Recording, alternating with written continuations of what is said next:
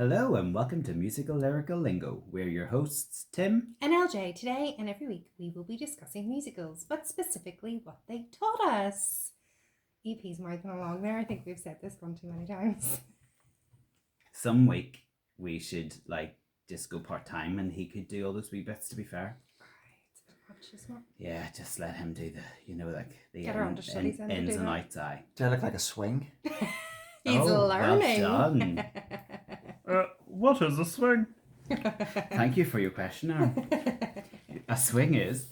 I like it when that happens. I like it. It makes us feel like proper experienced and intelligent. That's what I was going to say. I like it when he asks us a question and we know the answer and we can give a really good answer. Because let's be honest, the majority of the time we don't really come across very intelligent. And I would like to think we're intelligent people. Like, that's the thing, we are. And I know a lot of people listen to our musical week on each week, okay? And they shout at their device, how did you not know that? And as I keep reminding people, then we wouldn't have a podcast. Yeah. Okay? No, I just know that a lot of the people I know who listen just laugh at me saying really silly words like seismic. Aaron, over to you. Seismic. That's the one. Yeah. The problem is, the funny thing there is, I did a geography degree. So I should know what seismic activity is. Oh, seismic? Seismic. Which one is it? I'm so confused now. I don't even know what it's supposed to be. Seismic. Yeah. Oh, okay. Yeah. Anyway, move on really quickly. I just feel like my intelligence is getting less okay. and less as the podcasts go on. We have so much talent, so it has to push out the intelligence. It's like that line in Matilda. How do your brains fit in there without squeezing out of your ears? That's what Lavender says to Matilda. I kind of see myself as Matilda. My brain's so big that it has to squeeze out that I just say silly things. No, your talent is so big, so it has to squeeze out your intelligence. It's even the way you went back to using a musical to justify what's going on.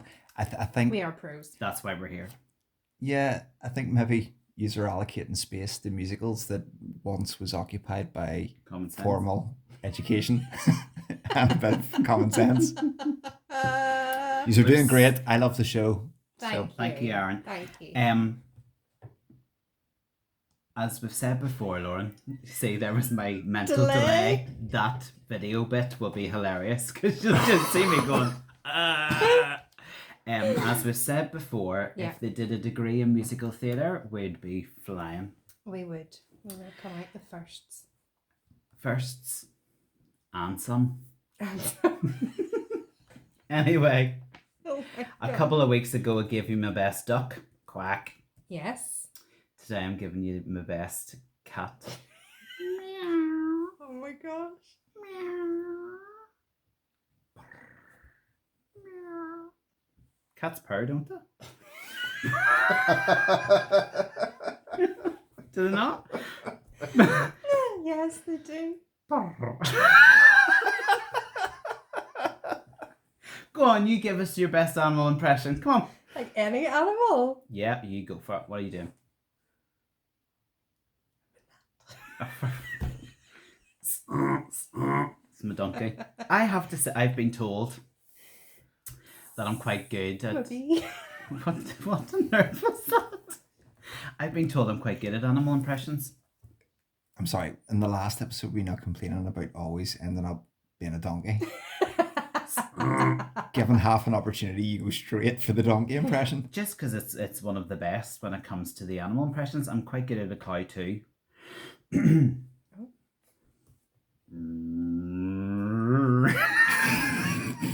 It's good. I know. Okay, if I had a knew we were going to do animal impressions, I should have got my son. Is he really good? An amazing pigeon where you think that the pigeon is beside you. It is so good. Get him to do it for you. No, that's actually putting it to shame. It is so good. I'm not very good at noises.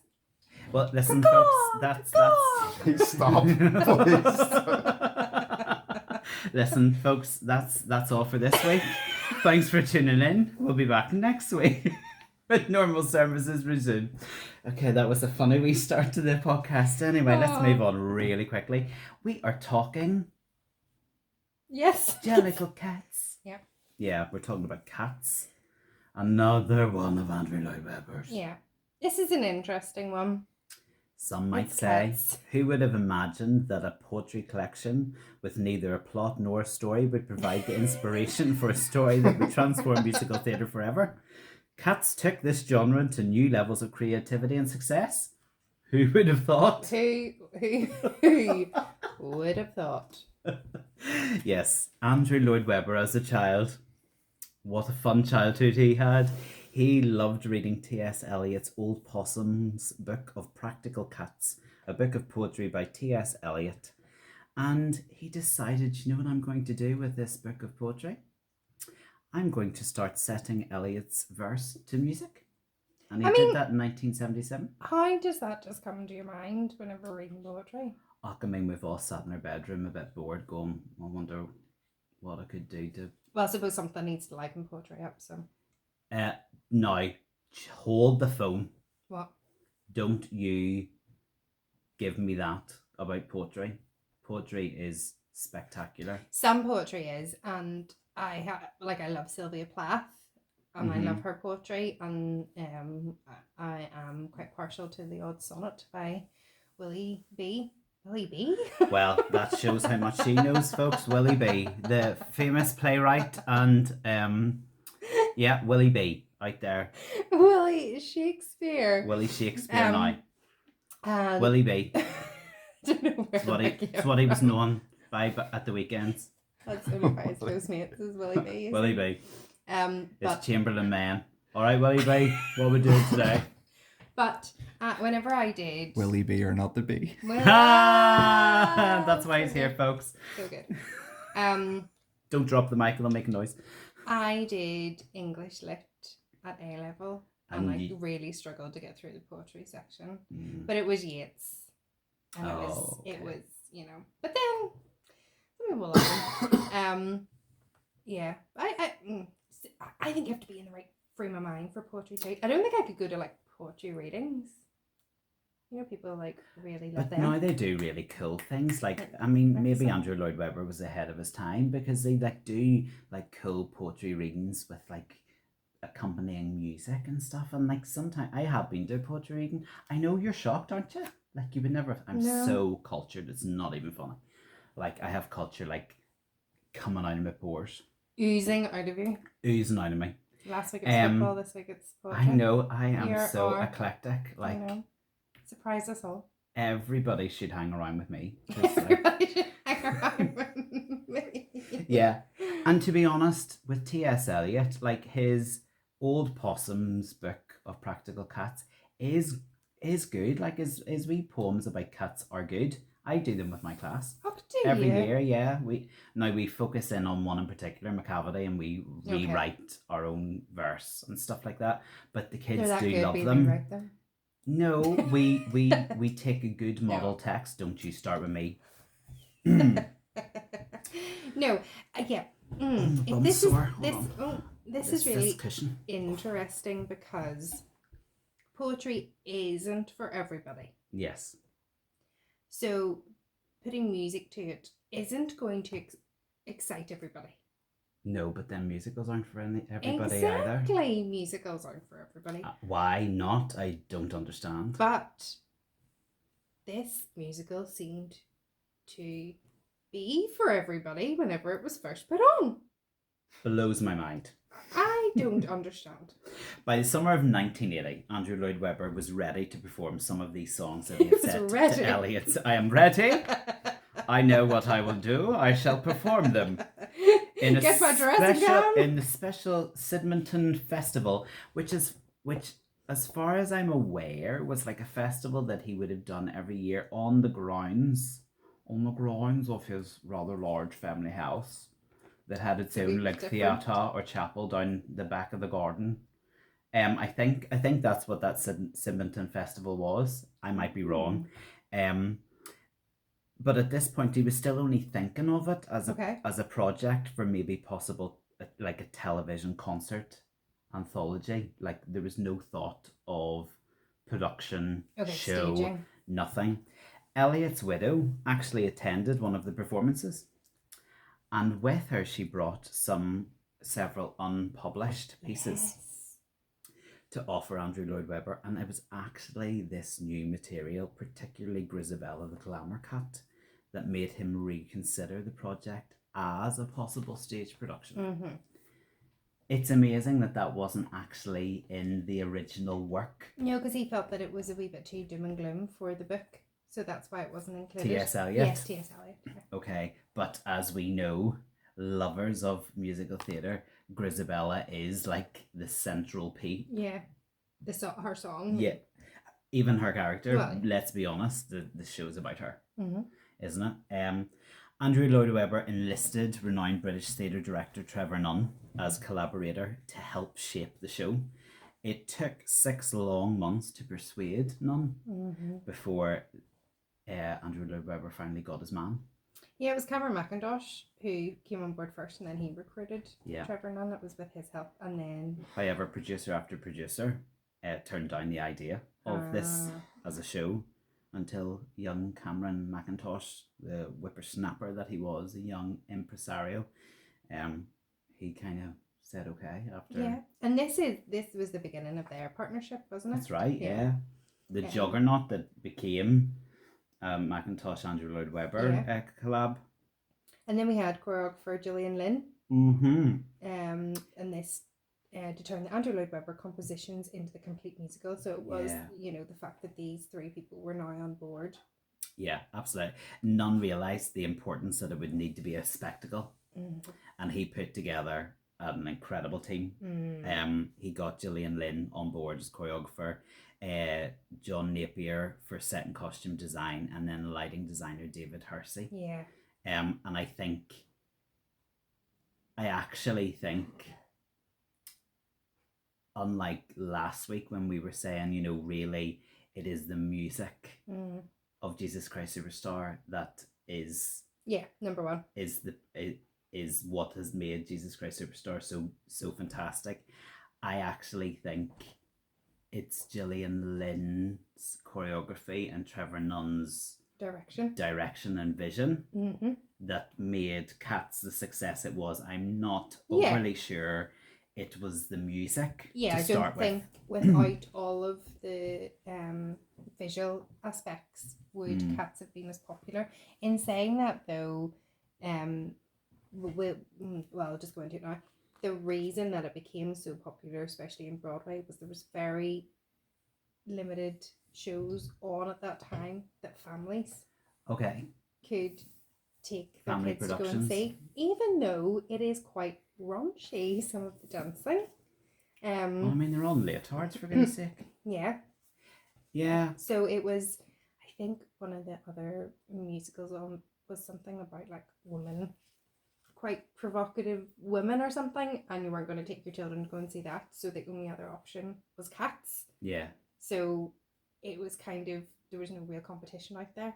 Yeah, okay. Yeah. But anyway, I do think that the choreography really did lend itself to what it is today. Visually it was a spectacle, wasn't it? But I think Nunn has to take so much credit, because it was actually him who suggested framing the story around an outsider who is finally accepted by her fellow felines. That idea of Grizabella being, ostracized and shunned by the rest of the cats. It was him that put that team together, and it was Nunn, after several tries by other lyricists, who came up with the words to the only number in Cats not to be set to T.S. Eliot's poems. And it turns out it's the show's most famous song, Memory. Now, Nunn did use some lines from T.S. Eliot's poem, The Rhapsody of a Windy Night. But I didn't know until researching for this podcast episode that it was actually Trevor Nunn who wrote the lyrics to Memory. Yeah. Because it was kind of done, this show was kind of done, obviously, because he was using the poems of T.S. Eliot, it was done without a lyricist. Yeah, it was. So it was, but Trevor was struggling also with the script, and he got help from Richard Stilgoe, who did Starlight and Phantom. Starlight Express. They also did bring in Tim Rice to try and help. Did they? And Nothing clicked. This is what caused the fallout between Tim Rice and Andrew Lloyd Webber. It was Trevor Nunn and Rice not agreeing, and then Andrew Lloyd Webber fell out with Rice. So I think this is why, from literally Cats onwards, where that partnership went sour. And then Andrew Lloyd Webber, because Cats was so popular, there was really good PR behind him. Yeah. And all of his stuff was pushed forward, and that's why we probably didn't know Tim in the way that we should have. And was that what you were referring to in the last episode? Yes. Right, okay, very good. It was. Oh, the drama. Mm-hmm. It's so not just on stage, is it? No, so all around that, trying to get that 11 o'clock song caused that big fallout. I mean, was it worth the fallout? Probably. It's memory, isn't it? I know. Touch me! Woo! Yeah, I started too high there. That was not good.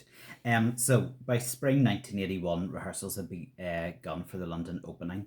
Judi Dench, the lovely Judy. Yes. Anyone who doesn't know who she is, why not? She's a British actor, mainly known at the time for her work in Shakespearean, Willie B. Mm-hmm. Shakespearean roles.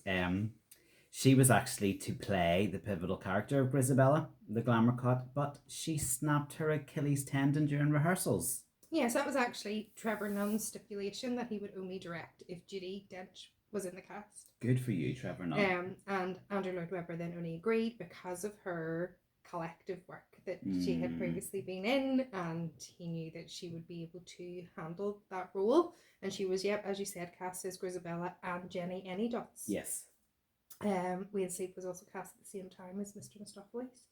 And this was before Wayne Sleep then became the household name that he became. Before he was the household name, but he had just finished the principal role in the Royal Ballet. Yes. So yeah, people in that world definitely knew him. Then, as you said, Dench snapped her Achilles and had to pull out 1 week before previews. And who did they bring in?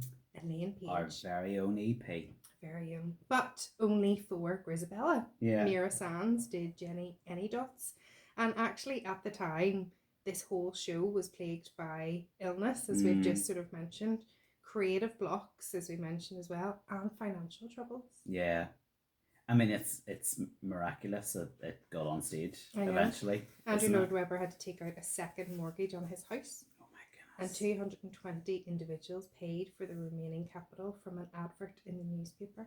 Oh my But these goodness. investors were estimated to have exceeded 3,500%. So they've made their money back. Yes. But yes. if it wasn't successful, it would have been absolute financial ruin for Andrew Lloyd Webber, and he would never have been able to recover. Oh my goodness. Yeah. It's mental when you think of that. It's so crazy. Oh my goodness. So in London, it ran for 21 years. Yeah, so on the 11th of May 1981, it opened in London in the New London Theatre. Is that now the Gillian Lynn Theatre? Yeah. Yeah. And as you said, its record run had started. How long did it run for? Well, it ran for 21 years with 8,949 performances, and Broadway it ran for 18 years. Yeah, that's it. All right. Yeah, that's right. And it was the longest running in London until it was overtaken by another one of Cameron Mackintosh's mega busters, Les Mis. Les Mis. Yeah, and I think in Broadway it also was the longest running until Phantom took over. That's right. Another one. And as we mentioned in our Jesus Christ Superstar episode, which was what my hint was to this, was this overtook Jesus Christ Superstar. Okay. The Jellicle Cats took over. Very good. So it subsequently has been presented in over 300 cities and more than 30 countries, translated into 15 different languages. Mental. It's mad, isn't it? Yeah. It wasn't merely a trend, it was actually the start of a musical theatre phenomenon. It paved the way for these mega musicals. Yeah. And many say that if Cats hadn't have happened, then we wouldn't have those Les Mis, Miss Yeah. Saigon, all Yeah, of those. absolutely. Because it was the first show to capitalise on merchandise. Yeah. Yeah. Which, like, it was only the 80s. You see what I just Yeah. feel? But then, very different time. We're very commercial now. We're all about merchandise and collecting stuff. But Maybe then back then, they yeah. had the most incredible logo to help them with their merchandise. Like, so anyone who doesn't know, the logo to Cats is a black background with just two cat's eyes, piercing eyes, like stunning logo. Like, so, like eye catching, see what I did, ba-bunch. And I think because Cat's eyes obviously are like on the road, and that was how Cat's eyes became, was because somebody isn't that the story? I just mean, like, people know Cat's eyes. Why are you looking at me weird? I hate this whenever I say this is Aaron something. looking at her weird. I'm just listening on, as I always do. People recognise Cat's eyes. That's what I'm trying to say. So Cat's eyes on the road comes from Cat's eyes, because you can see Cat's eyes in the dark. Yeah, it was somebody was driving down the road at night, and his lights reflected off the cat's eyes. So then he created the cat's eyes on the road. Clever man. Very good. See, he didn't know that, so I had to go into that story, all right? Because I'm thick, as we all know from previous episodes.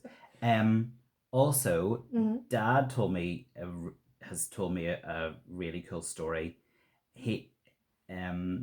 Him and Mum took me to see Cats in the New London Theatre, but I was really young, like really, really young. I don't remember it at all, which is so sad that I don't remember it. But he said that the beginning was so creepy because in their seats they had built into the back of the seats in front of them cat's eyes that lit up. So during the overture or the prologue bit, like the cat's eyes just lit up in front of them, and like it startled like the audience. And then the next thing, you had like a cat right beside you, like one of the performers, because they came through the auditorium onto the stage. And I was like, okay, that's a lot of sensory going on there. Absolutely. But clever, really cool. Very clever. Imagine like sitting and just like cat's eyes appearing in front of you. Yeah, that would be a bit weird. Yeah, but clever design. Very good.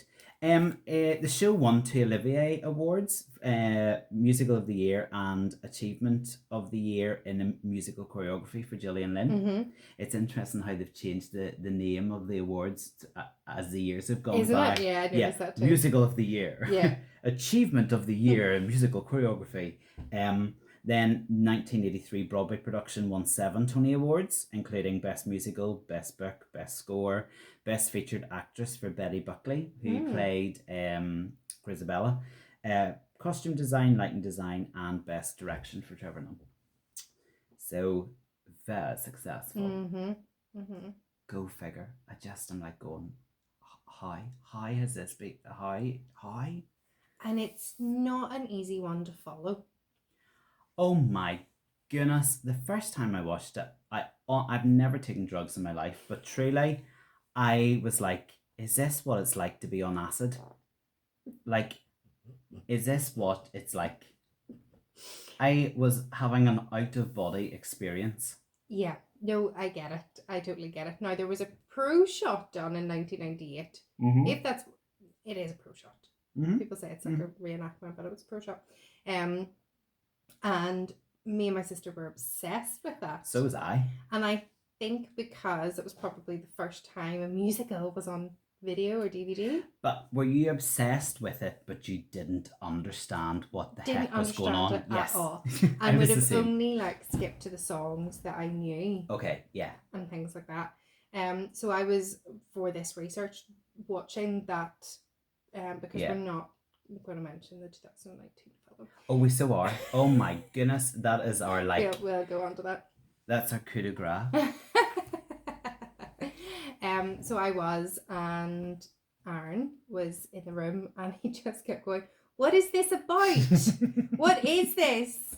What is this about? Yeah. I don't understand." And I was like, "I can't explain it." Like, I was like, "I'm not going to tell you because you're going to be in an episode, so you're going to learn stuff." but that's exactly. He Yeah. said exactly what I was thinking back Yeah. in 1998. 100%. I do understand. What is this? That's it. And I do remember like watching that VHS as it was back in the day, like over and over and over again, basically like any musical VHS I had, and not really understanding the plot or the storyline at all. And then seeing that as an adult, I'm like, no, but this is so very weird odd. and bizarre. So why anybody ever thought it was a good idea for a film, especially in today's, in today's times, like what, I have no idea what Universal were thinking. But anyway, we'll get on to that later. Shall we do our musical lyrical lingos? Yes. Lyrically, very highbrow. I think it's probably back to the poetry roots, isn't it? I think Like that's big words, lots of big words. Yeah, and they're placed for a reason Mm. because obviously it's poetry and Yeah. syllables and all that matter. But Jellicle, if we go to the first word, Jellicle cats. Jellicle cats We is have actually a Jellicle ball. Jellicle is sped up, dear little. That's where Oh, Jellicle really? comes from. I thought it was just a made up word. No, it's Okay. dear little is Dear T.S. little cats in dear little So it was just T.S. Eliot. balls. Whenever he had this real passion for cats, and he would call them like dear littles, and then that just turned into Jellicle. Okay. Um, In Jellicle's song for Jellicle cats, they sing, "Are you lean like a lynx?" And I didn't know what a lynx was, apart from lynx, as in that you spray under your pits. I can't be having Africa lynx. That's the worst thing anybody could ever buy for me. Is it because you sprayed so much of it whenever you were a teenager? I just smell like school changing rooms, mixture of Africa lynx and BO. It's disgusting.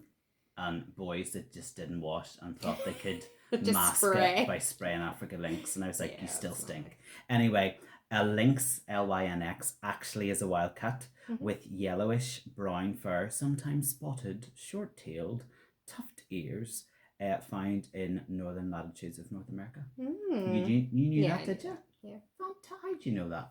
I don't know, just one of those things that I know. National Geographic. Probably. Yeah, fair enough. Isn't it funny that the lynx is found in North America, but the lynx deodorant that you were just referring to is called Axe in America? Yeah. What? It's called Axe in America. Oh, is it? Yeah. I thought you were going to say Lynx Africa. Mm. I thought you were going to do a joke like that. Nope. Okay. So yes, as well as meaning dear little. At least he's woken up. He sat there with his feet up for the last 10 minutes. So Jellicle is a reborn into new cat heaven. It's a fictional type of feline that T.S. Eliot did make up. Yeah. I mean, but like everybody knows Jellicle cats now, so isn't that lovely? I'd love to make something up and people go, oh, that was Lauren McNeil. He also mentions quite a few composers in that first Jellicle songs for Jellicle cats. He mentions duets by Rossini, waltzes by Strauss. That's right. I like this next lyric because it's very clever. It says handling pieces from the Messiah, but the Messiah was written by Handel. Clever, right? Very good. I was like, oh, okay. Take a boy. That was clever. Well, yeah, Rossini was Gioacchino Rossini. He was an Italian composer, and he was famous for 39 operas. Yeah. Like I looked at them, I didn't. You're not an opera girl, are you? So they didn't look familiar to me. And then Waltzes by Strauss was Richard Strauss, and he was a composer. Yeah, Strauss waltzes are nice. Yeah. Shall we move on to all these adjectives? Yeah, they also mention alumnus of heaven and hell, and alumnus means a graduate or former student. Oh, okay. Very good. Yeah. So you've got T.S. Eliot describing these cats. Yes. Practical cats, dramatical cats, pragmatical cats, fanatical cats, oratorical cats, deprecorical cats, septical cats, deceptical cats, romantical cats, pedantical cats. Yes, pedantical. I just couldn't read my writing.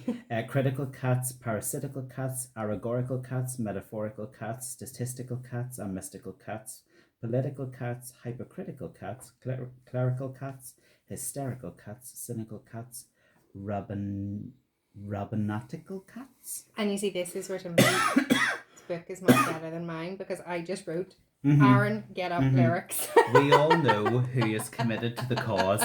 I sat for 4 hours and wrote every single one of those words that I've just said out in a wee notebook. I was like, Aaron can do some work. And you said, Aaron, get up lyrics. You put a note. Aaron, get up lyrics. So There's a few in there. Which ones did you not know? And I'll tell you which ones I didn't first know. of all, I was going to ask you, which one out of those cats do you think you are? Oh, no. Can I pick my top 3? Yeah, go for it. Dramatical. Obviously. I would love to think I'm mystical. Oh. I'm quite hysterical at times. But I think I'm pragmatical as well. Yeah, that was lovely. Would you agree with that? I would say we're Romantical? I would say we're both hypercritical. Hypercritical cats, yeah. Yeah. Yeah, no, that's good. Yeah, What are you? Dramatical, hypercritical, and pedantic in some things, but not in a lot. Skeptical, maybe. Oh God, I think I'm cynical. Oh. Cynical cat. No. I should probably have, as a footnote, just said I can't stand cats. Oh yeah, no, me either. We probably should have started with that. No, it's not that I can't stand it. I can't. I can't listen to it. So. Oh no, I'm talking about the animal. Cats. Okay. Yeah. Oh no, I don't like cats. No, I'm a dog person. Yeah. And even saying that, You're not a dog person. I'm a dog person, but I don't person. think I'll ever own my own dog. Yeah, if you have to choose one, you're either a cat person or a dog person. Yeah, I'm also allergic. You're allergic to cats? Yeah, there was a famous after show party where we went down and we sat outside and had like a nice sweet chimenea, and the blankets came out and it was lovely. And I started getting a wee bit coffee and a wee bit itchy. I just thought it was the smoke from the chimenea until I came into the house to go to the toilet and my face had blown up like Elephant Man. Oh my gosh. Yeah. I think I have a picture. Well, I'll get a picture and you can put it out in the socials. Oh my goodness. That's the reaction I have to Cats the musical. Oh my goodness. Love it. Love it. Anyway, yes. So some of these words, were there any that you didn't really understand? Okay, I definitely didn't understand what Delphic Oracle was. So Delphic Oracle is most famous ancient oracle believed to deliver prophecies from the Greek god Apollo. Oh, Delphi's a place. Yeah, so Delphi, as in, was that not a god? No, I think Delphi's a location. Oh, okay. I thought Delphi was a god. Delphi. Yeah, no, maybe not. I don't know. Okay, never mind. It's a town in Greece. A town in Greece? Okay. There you go. Oratorical is relating to the art of public speaking. Oh. Yeah. Didn't know that. As in a good orator. Yes. Well. And any other ones you didn't know? I mean, there were a few more, but we'd be here all day if we were to do all the ones I didn't understand. Also, whenever you look at that, that's a real tongue twister for people listening.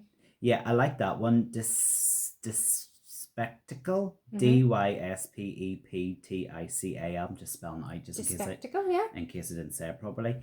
That's actually an old-fashioned word for irritable person. Oh. So I thought that was a good one. I'm quite irritable. That's me. That's Aaron. That you are irritable or you're irritated by others? Oh yeah, you're irritable. Not irritable. You're annoyed by irritable people, or you're an irritable person. Bit of both. Couldn't possibly comment. That annoys me. Anyway, any others from Jellicle Songs for Jellicle Cats? No, okay. Good. The naming of cats. Yeah, that's a lot. His ineffable, deep and inscrutable singular name. Honestly, TSI it. You're having a laugh. No. So ineffable is not being able to describe in words, but the ineffable which is one word, is actually just a word that TSI made up and nobody has any idea what it means. Yeah, like I think I sound out there. I know, it's confused. No, well, because he says No, I know. ineffable Yeah. and then effable, and then he almost like glues the two together. But Ineffable, that effable, word, yeah. that third word where he's glued it together is a nonsense word. It doesn't, it's made up. Well, he just was very good at making words up. Yeah, very good at making words that we can't actually say. I have Old Deuteronomy. Old Deuteronomy lived a long time. He's a cat who has had many lives in succession. Yes, and he says, and his numerous progeny prospers and thrives. So I wrote it out phonetically and I still can't even say it. Progeny. Yep, is a descendant. Yep. Yeah. So see. Yep. Progeny. Oh, I see you're a. I know. See my wee note to self. Yeah. Phonetical. It worked, didn't it? It really helped. Did, yeah. It means a descendant. Jellicle Ball, Yep. the big dance number that it is, where all the cats come out and kick their legs really high. We're quiet enough in the morning hours, we're quiet enough in the afternoon, reserving our terpsichorean powers. Dance by the light of the Jellicle moon.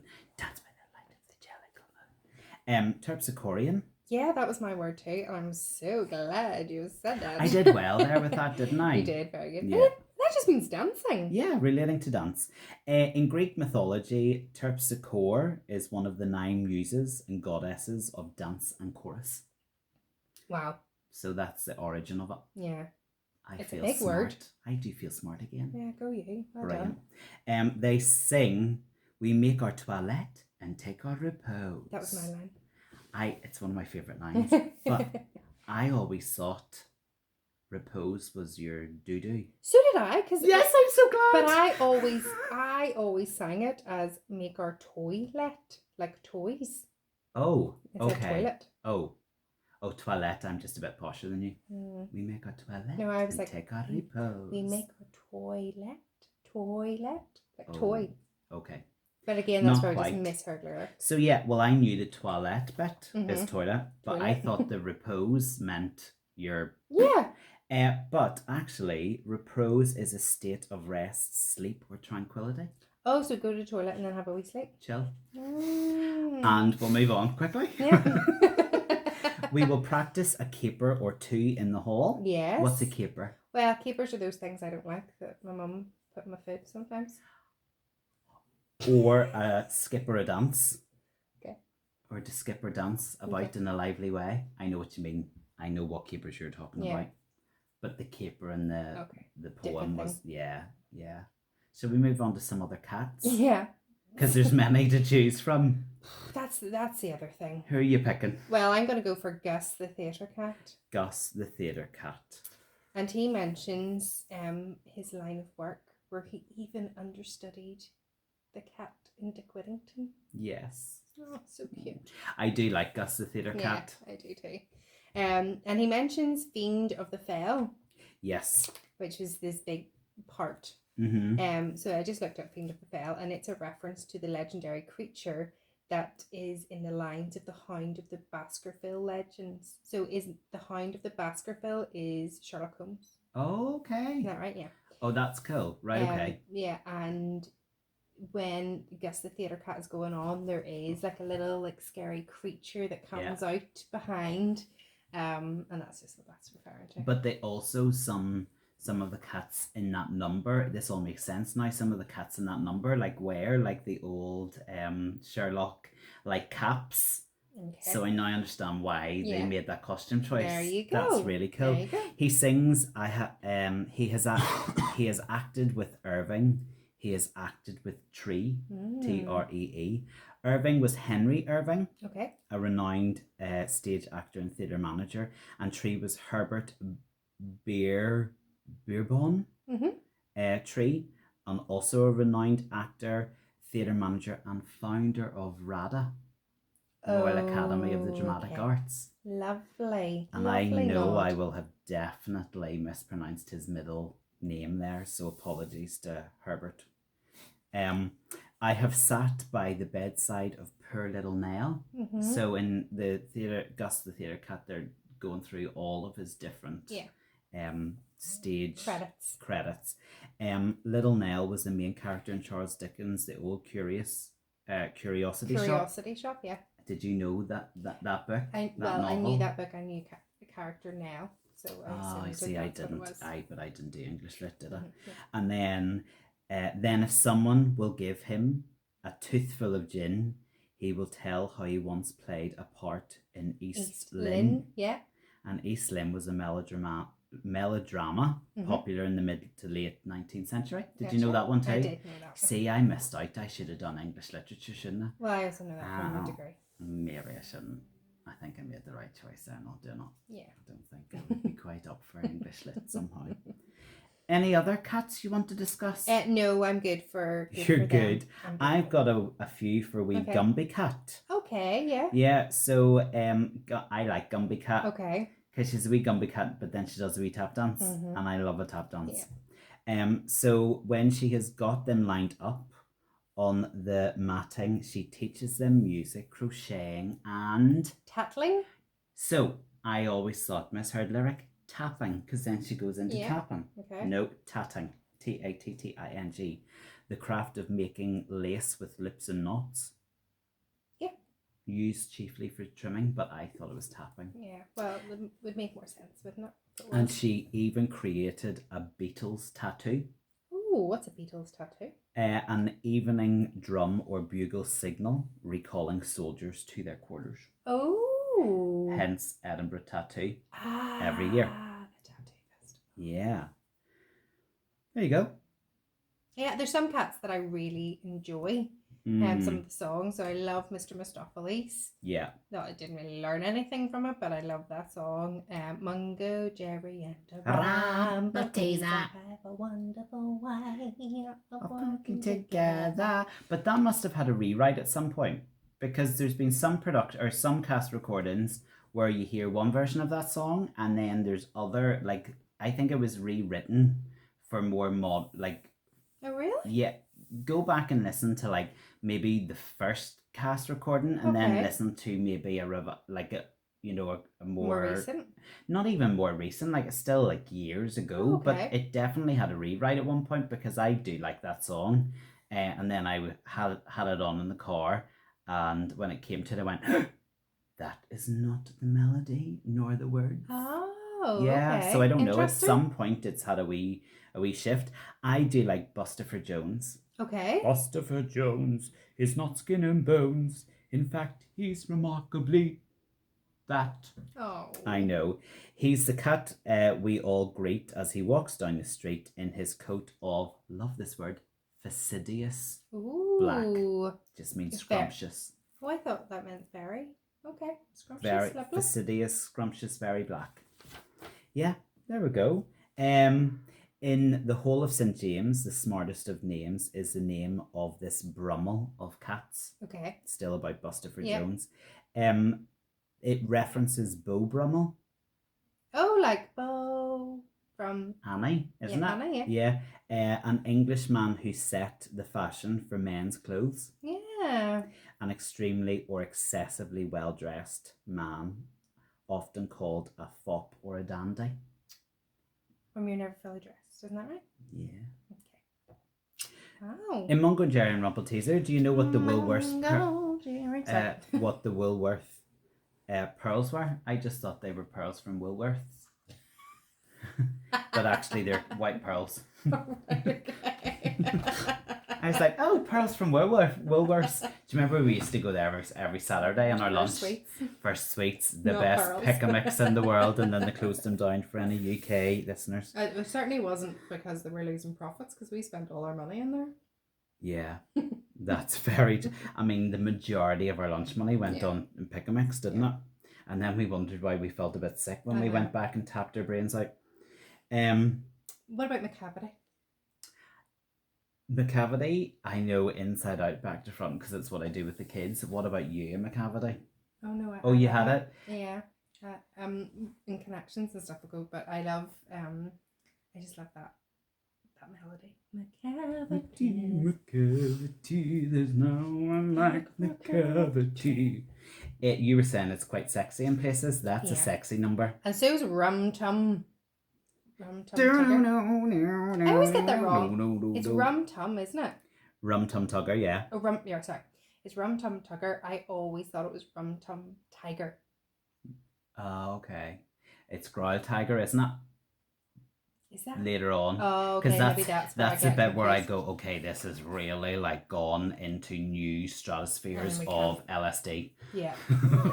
I'm like, absolutely. This has actually gone too far. Too far. Like Too totally far. crazy. Yeah. Yeah. Any others? No, that's it. I think that's it. I do have a few more, but I'm boring myself, to be fair. Okay. It's a lot. It's very long, and I think just because it's based on poetry and poems, and we know, vocabulary is like pretty important.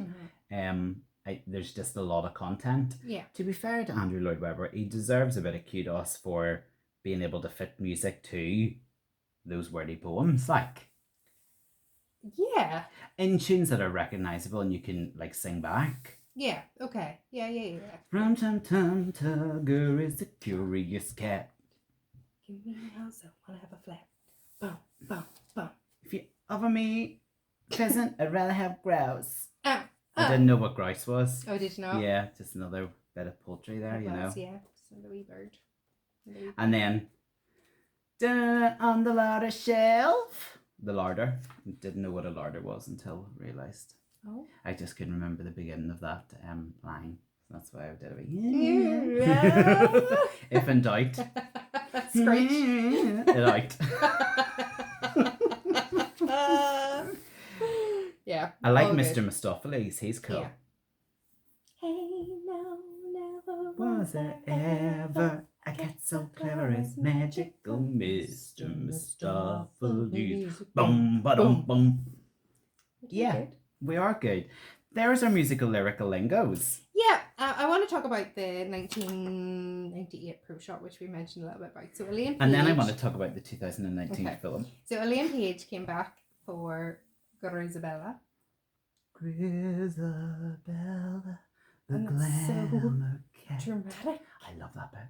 Grisabella. John Mills played Gus, the theatre cat, and Yeah. that is Haley Mills' dad, and he was a famous. Did you not know that? You're looking at me like brand new information. Yeah. Yeah, that's Haley Mills' dad. Oh, okay. John Partridge was Rum Tum Tugger. And Ken Page played Old Deuteronomy, and he's most famous for playing Oogie Boogie in Nightmare Before Christmas. Don't know that reference. Don't watch those films. But also in that, we were bought it. Me and my sister were bought it, and we're obsessed with it. We tried to be Victoria, the cat, even though none of us. She was Macavity. She sang Macavity, didn't she? Yeah. No. No, she's the white one. Oh, And Victoria. we have absolutely no flexibility. We cannot lift our legs. I'd love to see. Please get up and can we film that, Aaron? No. Like turn that camera around. No. Right, go into the living room and let me see your bed. You're wearing white. No, No. where? Please show me your white cap. No, because it would turn into a ball of wool. Like it just. It's No, like absolutely not. A cat would need put down. It's terrible. That's But- awful. My sister and I did think that we were her. Or we lifted our legs up and went straight down into the splits, even though neither of us could do the splits. And then did you need a crane to get you out of the But I think we splits? just did like the jazz splits, and we're like, Yeah. we're really elegant. Yeah. Yeah, really. Anyway, but we loved that because in 1997, you were in it too. We were in a pantomime, Jack and the Beanstalk. So that was the last pantomime, Christmas pantomime I did, but it was the first one that my sister did. Is that the one with Sue Pollard? It was. Yeah. The choreographer of that was Jeffrey Garrett, That's right. and he played Shimbleshanks Yeah. in that Pro Shot. So That's we right. used to just watch that bit all the Yeah. time. That's Because right. we were like, we know him. we know someone famous. We're famous Yeah. by association. Very good.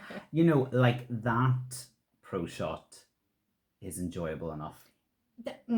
That Pro Shot is watchable. Yeah. I I think it would take a really strong-willed person to watch that from start to finish because it's a I'd lot. say a bottle of wine in us, we could get through it. You'd be doing your white cut and the. I was little certainly one there, would be wouldn't you? doing my white cat then. I'd be going, I can do it, see? I look I'd be just giving as a rum elegant. tugger.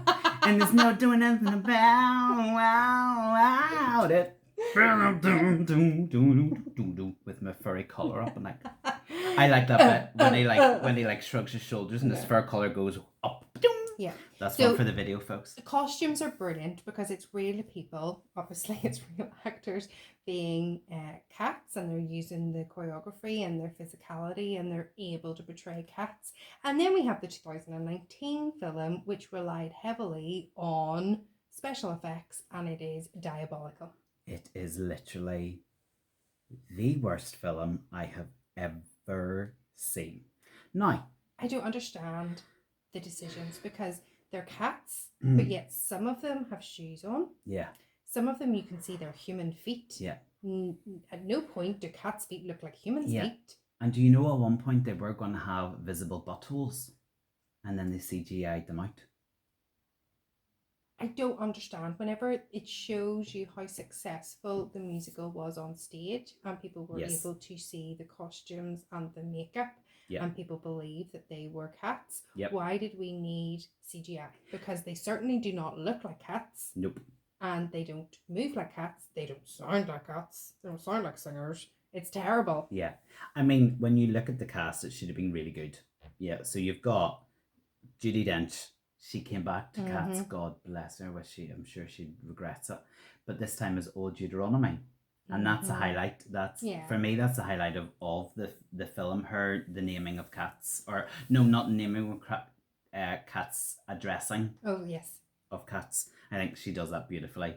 If they just hone in on her and forget about all the rest of it, she was told that she would look, after CGI, she would look like glitzy and lovely. And she when she saw it, she said that she just looked like a ruffled rag Pigeon? bag. Yeah, awful. It's terrible. You've got, Jennifer Hudson there who played Grisabella. Now, that's another highlight. Her memory is brilliant. Her performance of memory is good. You can't say it's not. No, it is good, but you have to close your eyes to appreciate Yeah, we it. have to close your eyes for the whole. Do you know what I was thinking when I was looking through this? So you've Judi Dench, you've got Jennifer Hudson, Ian McKellen played the theatre cat. If they were to do, as we now know, the thing to do at the moment seems to be these staged concerts Yes. of musicals. If they were to bring a staged concert of Cats with the likes of Judi Dench and Yeah. Jennifer Hudson Good and idea. Sir Ian McKellen, it would be fantastic. It would, Yeah. because their performances are brilliant, but as you say, CGI just crapped all over them. Here's what I think was the problem. The problem with the film was that Tom Cooper, the director, who prior to this had done Les Mis, which I also wasn't that enamored with, he decided that he didn't want anybody involved anyone involved in the film who had been involved in the original show. And this again. There is- lieth the problem. Yeah, absolutely. Because there's one thing taking a source material Yeah. and turning it into your own and creating it, but making something new. But this just.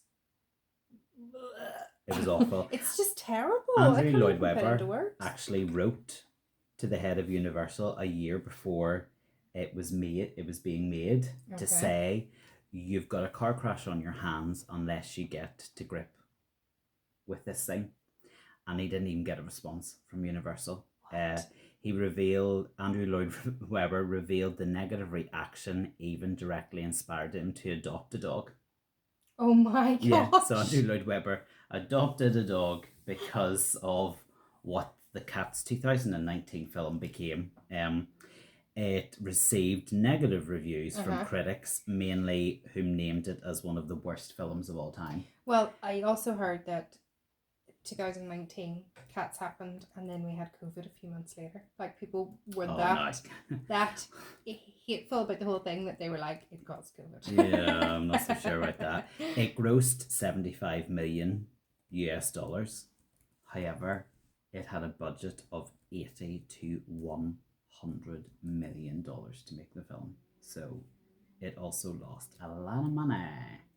It's wild. Yeah. If you can't see the film, if you haven't seen the film and you want to have a glimpse of what we're talking about, there are a couple of those big numbers on YouTube. Yeah. I can't even make my way through half the numbers. Rum Tugger is yeah. Jason Derulo plays him, doesn't? Yeah. And again, it's the same costume. You know, they've taken a lot of inspiration for somebody that didn't want to have any involvement. Yeah. They've taken inspiration from the stage show, but it doesn't work on him. I know. Because he looks too tiny. The costume or the CGI is like overpowering, and it's just this tiny head. Oh, it's terrible. Yeah. It's terrible. It just wasn't going to work. And as you say, the costume and the makeup and the wigs were so fantastic in the stage productions. I remember when I was working front of house at the theatre, and the UK tour of Cats came, and I think it stayed for like 2 or 3 weeks. They did the same thing of the Cats coming through the audience at the beginning. So the audience are in, and we've got Act 1 beginners, and all of a sudden these actors start appearing front of house, like dressed as a cat. It was the most bizarre experience, and my goodness me, those costumes were left little to the imagination, let me tell you. So the leotards were they were leotards. Yeah. But what amazed me was they dance like maniacs from start to finish. Yeah. And you see their faces, like the face paint and the wigs. On. It did not move or shift one. Wow. And I'm like, I mean, I sweat like a demon. No matter how much setting spray I would use when I'm doing shows, I sweat like a demon. I went, leotards aren't the problem. I couldn't be in Cats because of the sweat. Like, my face would be coming off me. I'd be half human, half cat by the end of the second number. Well, speaking of being in Cats, do you remember being in Cats? Oh my God. I think I know what's coming here, and I'll never forgive you for this. Why? Yes, we did do Cats. We did Cats a number of times. And it became a bit of a competition, didn't it? The costumes, like who's going to come in with the most impressive cat costume. So, first of all, I want to take us back to a couple of episodes ago where you were like, I've never worn a leotard. That was in the chorus line. See, when I said that and I went home and I was like, why did she react like that? I flipping knew what was coming, and I went, that. So, we did it. And for a number of years, like we did it, because one year I sang Mr. Mistopheles with one person. One year I did like McCavity. Yeah. And one year I did like Mungo Jerry. Yeah. So we must have done like little bits here and there. I always did like snippets of stuff. But yeah, there was one year in particular that I really remember. Why would you remember a particular year, Lauren? Because this is the end of our friendship. I don't know if you remember this. And probably this story not. I've been sitting on for so long. Look at the glee in her face, Aaron. Look. Oh, so first of all, I love that you've admitted that yes, you did wear a leotard. I forgot about it, but yes, so I have worn a leotard. Hasn't everyone? And I was also explaining to EP. No, don't lie, Aaron. Of course you have. Well, I was explaining to Aaron that whenever I was doing the research and I was looking at the 1998 film, some of our costumes were so close to that film. You know, and my mum made a lot of them. Yeah, kudos to the mums, like, and to your mum, like, they were fab. There was one year you were very proud of your costume. I was so proud. Can I explain? Is it the one that I'm thinking of? Let me tell you. No, well, I can't. So you were so proud of it that for school that year, I knew you were going to bring this up. You coy. You decided. So those that were not sporty were given roles. What age were you? And you could. We third had to have have been. It was third year. It was third year. It was year 10. Okay, so we were 14, 15. Yeah. And get on with the story, will you? So I'm not sporty either. I think I was manager that year. I just had to wear my school uniform and manage people, make sure they got. Timothy decided he would be the mascot. No. Let me tell you how it is. Because I was the mascot every year, Lauren. No. Every year I was the mascot because there was always a colour, and I always had a costume to fit every single colour. but this year Was black and white. was black and white. And I had a costume for black and white. So you decided to go to school Dressed as a cat. In my leotard. and Timothy, With my grey Tina Turner wig that we had put candle wax on to create 2 pointy ears. Timothy, this image will stay with me With until I my wee die. tail hanging out my back. And you end. came over to check that everything was okay because I was hiding. With my wee leg muffs and my wee And you, hand warmers. this was in Ward Park, our local park. Yeah. And you pranced off like a cat, Correct. Commitment to the cause. the mascot. And I stood in disbelief. You're like, is he actually? See, here's the thing, Lauren. In school, you were cool or you wanted to be cool. In school, I wasn't cool, nor was I ever presumed to be anywhere near the cool scale. So you just got to own it, and I bloody owned it. You did. Who's the we? Do we put candle wax in the? Who's the we? Mum and Dad. Yeah, my mum made that costume. And they didn't think it might not be a great idea to send a 14, 15-year-old into school with a I Tina don't Turner think- wig. I don't think there was any And a telling me, leotard. to be fair. Like, No, I I think- was the mascot. Every year I was the mascot. The year before I came in purple dungarees with a purple gingham check shirt. That one was totally fine. Purple dungarees and No, gingham, like, That one was okay. I wouldn't say totally. The leotard no, not totally. didn't leave much to the imagination as you pranced around. That's why they were all like the lining gravel. up. They were all lining up. Listen, somebody got memories from it anyway. Midnight. Timothy, it is my- In fact, I was raging they didn't let me have a song, to be fair. It was I was my- happy to open the ceremony. Like, I was happy to start the sports day with a wee show tune. Jellic, I could have done a one-man Jellica ball. Timothy, you did. Jellica songs for Timothy, Jellica. you did. Did I? Yeah. You did.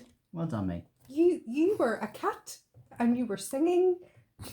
Oh, there's a wee Longer applause. applause, yeah. Longer, yeah. You were.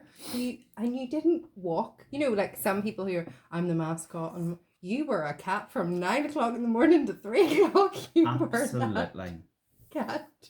Yeah. And it is my favourite memory of you. Oh, thanks. And whenever you agreed to do this podcast, I was like, yes, I can tell my story. You have waited for a whole season to get that off. Does that mean this is Timothy, us? We're I not will doing this anymore? Never, ever, ever forget that image of you. And at me going, does he know that he's dressed like that? Not in stage school? Does he know that we're school? Is he okay? But you were as happy as Larry. I was as happy as Larry. Listen, I was so proud of at you. no point was ever going to be popular, so it didn't bother me. You did become head boy, so you must have been popular at some point. Yeah, what do you think the turnaround was, Lauren? The black and white leotard. You should try dressing up as a cat. And this is where I produce photographs. No, it's You not. better not have a photograph. No, I think I was clued in enough to go, no photographs, please. I need to speak to my agent. Yeah, it wasn't one of my finest moments, I don't It's think. so funny. Like, you look back and you go, you idiot. Like, what were you thinking? But I never will forget you did one of those leaps. Shitty! That's it. Into the air. I'll be back. And I was like, but like you need to be over here. You were like, I'll be back. Lauren, on that day, they were like flies round you know what. Let me tell you. Nobody was interested in who came first, second, or third. No, they weren't. They were just- interested in the prancing cat. Doing laps. and singing. What did I sing? Jellicle cat. Yes. I I am think at so one point proud you of my No, I know. what age would you have been? You were 12? 14, 15. Oh No, my you were God, 12. You were not 12. You were 14. Okay, this is now like we're over the hour. I think we need to sign this off now, Lauren, for this week's podcast. Okay. Okay. Do you know what's really annoying though? What? I'm sitting here going, I'll get her back. Like, I will 100% get her back. But I can't think of any Apart from the time you didn't put your knickers on, but that doesn't link it. Like, when will I ever be able to tell that story? We've also told that Halfway story. we have, haven't we? Yeah. That is your defining moment, and it's been and gone. Yeah. Do you have any more stories like that for me? No, Okay. I don't. Not that I can remember at this moment in time. No, I don't think so. That was my number one story of I cannot wait till we do Cats. Do you know what? If I could have still fit into the leotard, I'd have arrived in on tonight, to be fair. But it made me laugh so much a couple of episodes ago. He said, I've never worn a leotard, and I was like, he can't remember. Do you He think can't there's remember. No, I can. There's just maybe certain moments in history you blank out. Yeah. Of your but you know what? subconscious. I was so proud of you that day. I was Because proud you of were myself. your true self. My days were on point. Cat. And I think we did win Best House for You did. mascot. Yeah, of course we did. Yeah. Just Yeah. saying. Well done. Thank you and good night. Leo. My work here is done. You Like, that's have why enjoyed every that. year the form class turned to me and went, Tim, mascot, will you do no problem. What's the colour this Well, they year? certainly weren't going to ask you to run Okay. 100 metres, were they? Oh, right, okay. Just, Because you were out there on the field running your 100 metres, were you? what did I say? There's some of us that were sporty and some of us weren't whenever you weren't sporty. So I was manager. She can run her mouth, all right. She was boar bag in her school uniform on sports day. Sorry, say that again. She was a boar bag. All right. Is everybody ready for the 100 metres? Do we have all the runners? Where's the mascot? He's Boring. off doing a one-man show. I'm in the middle of the field going, and now I shall give you my rum tum tugger, followed by my Chrisabella the Glamour Cat. Oh my god. My sides hurt so much. I'm not even sure if this episode's going to be listenable. Oh, it certainly will. Oh my goodness. See, you should have dressed up as the white cat. See, a true friend would have dressed up in her cat's costume with me. I wasn't the mascot. You could have been.